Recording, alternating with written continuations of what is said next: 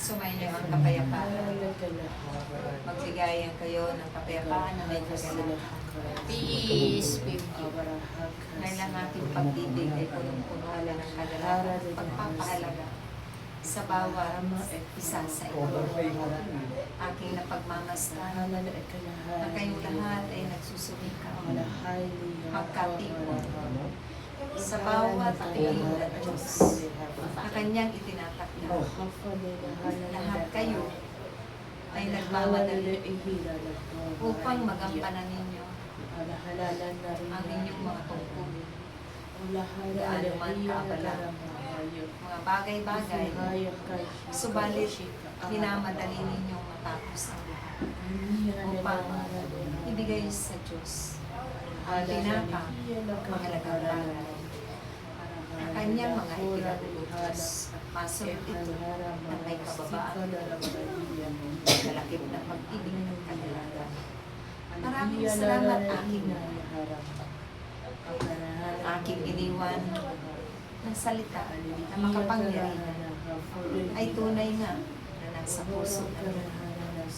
Maging ang kapangyarihan ng Diyos ang siyang nag-aalala sa bawat isa sa inyo. Dahil ipinakikita ninyo sa inyong mga ang laging pag-alala, laging pagpapahalaga sa gawain ng Diyos. Kailanman ay hindi ninyo iwinawaksin sa inyong mga isipan, sa inyong mga puso, ang pagpapahalaga sa mga bagay na mabubuhay na kaloob ng Diyos na Kanyang pinagkakatiwala. Kung kaya't magpahanggang sa ngayon, naririyan kayo sa masamang may pagtitiis, pagsasakripisyo, upang guguhin ninyo ang inyong mga buhay at iaalay ito ng buong katapatan, buong paglilingkod sa Diyos na makapangyarihan sa inyo. Kaya mapapalad ang mga tao na nakakatulong sa kanyang mga mahalagang ipinagbubutis.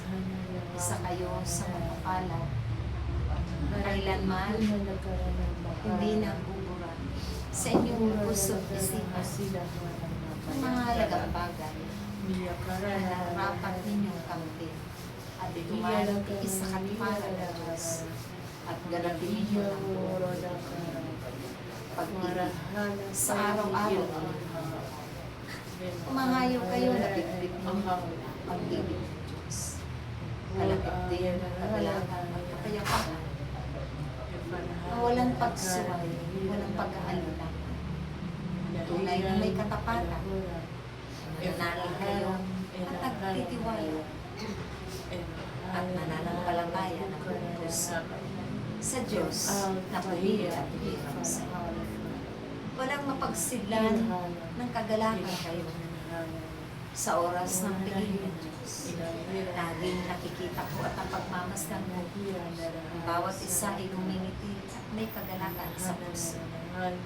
Dahil nararamdaman ko kung papaano kayo nasisyahan habang kayo ay nagpupuhi sa Diyos. Habang kayo ay umaawit ng mga banal at makalangit na awitin. Habang kayo ay nag-aalay ng inyong mga sarili upang ipalaganap ang kanyang mabuting balita.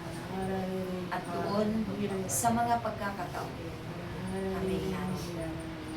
Kaya't aking mga anak, huwag ninyong itigil ang ganong mga pagano.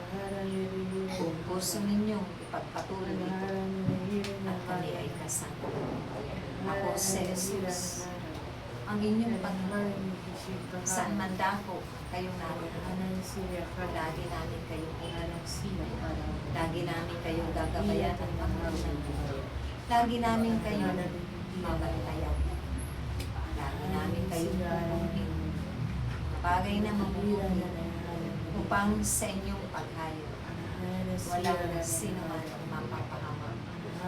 Kundi makakamtan ang mga mabubuting bagay at ibabahagi mo ito sa sarili. Magpatuloy kayo sa inyong mga paglalakbay. Kasama kayo Dahil sa bawat paglalakbay ninyo, tunay na naaabot ninyo ang mga kapwa at mga kapatid ninyo na kulang sa kaalaman. Nababahaginan ninyo ang mga kabunungan. Nababahaginan ninyo ang mabubuting bagay. Nadadala ninyo ang kapayapaan at liwanag sa kanila.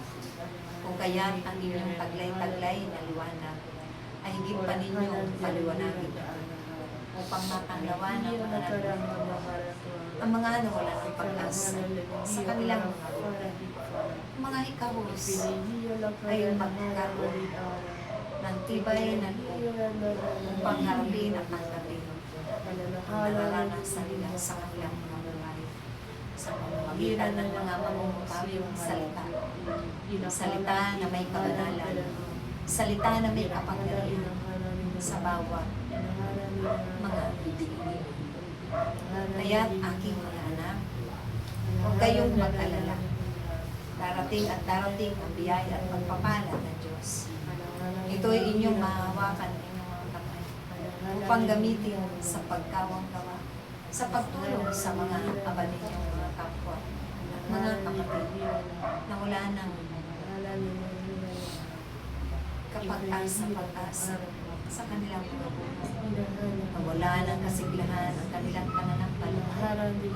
Nanamlay sila sa pagtitiwala sa Diyos at sa kapangyarihan ng Diyos. Ito ang magpapanumbalik sa kanila kapag napapakinggan nila ang inyong mga inihahayag at ipinapalagana ng mabubuting balita. Kayo ang magiging daluyan at instrumento ng Diyos para sa inyong mga kapwa, tao sa mundo, upang sila ay muling manumbalik sa piling ng Diyos.